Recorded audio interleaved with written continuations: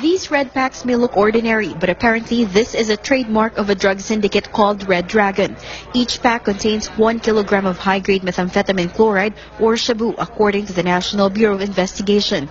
Authorities seized 890 kilograms of these high-grade shabu in a series of operations in Pasay, Cavite, and the biggest in San Juan City, where the group operates its laboratory.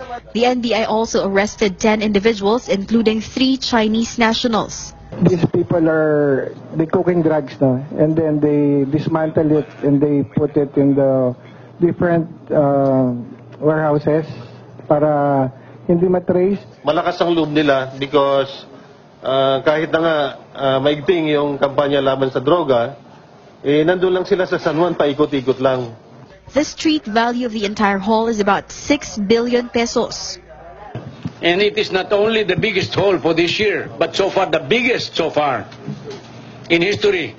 1 kilogram of shabu now costs 10 million pesos.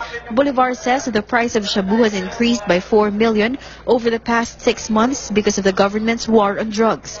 The NBI surveillance shows the first group of arrested Red Dragon members was supposed to deliver drugs and paraphernalia to Mindanao.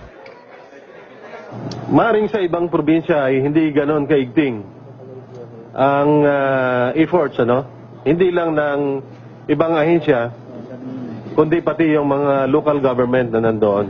Aside from crystalline and powdered substances, the NBI also discovered 1,000 liters of liquid shabu, which can be converted to 500 kilograms of the crystallized form.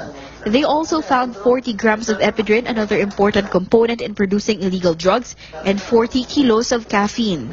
Caffeine is just an adulterant. Kasi hindi ba caffeine nakaka-high din? Padami pa rin po siya sa weight niya. Trisha Tarada, CNN Philippines.